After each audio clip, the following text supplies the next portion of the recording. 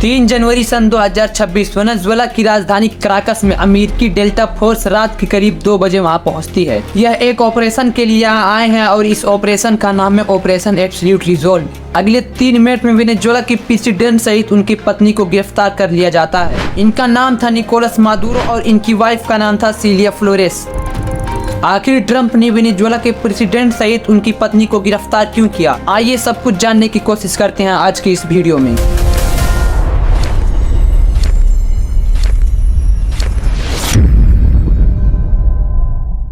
पिछले कुछ दिनों में वेनेजुएला में हमने वो होते हुए देखा है जो हमने हिस्ट्री की किताबों में पढ़ा था। इंपीरियल पावर जैसे कि इंग्लैंड, फ्रांस, स्पेन या सब दूसरे देशों पर कब्जा कर लेते थे उसे सुधारने के लिए। जो काम पहले उस जमाने में ईस्ट इंडिया कंपनी किया करती थी, आज वही काम अमेरिका कर रहा है। और अब ये दोनों ही अमेरिका के न्यूयॉर्क में इलिसिट ड्रग सप्लायर और वेपनरी चार्जेस फेस कर रहे हैं। ऑपरेशन के बारे में लोगों को जानकारी देते हुए डोनाल्ड ट्रंप ने कहा कि अभी कुछ समय तक वेनेजुएला को अमेरिका ही कंट्रोल करेगा। वहाँ की ऑयल इंडस्ट्री से लेकर सरकार तक हर चीज पर यूएस का कब्जा रहेगा। अब जरा सोचिए, चाइना अगर यही काम हम पर कर दे, लद्दाख पर कब्जा कर ले या फिर अरुणाचल प्रदेश पर कब्जा कर ले, तो कोई कुछ बोलने वाला नहीं होगा, कोई कुछ कहने वाला नहीं होगा। वैसे अमेरिका और वेनेजुएला का बीच का जो टेंशन है वो कई दशकों से चलती आ रही है। 150 से ज्यादा US military aircraft, drones, bombers, fighter jets America के वार्षिक सितंबर के महीने से वेनेजुएला को घेर लेते हैं। वेनेजुएला के अंदर साइबर अटैक के द्वारा सारे शहरों का पावर कट कर दिया जाता है। एयर डिफेंस सिस्टम को भी न्यूट्रलाइज कर दिया गया।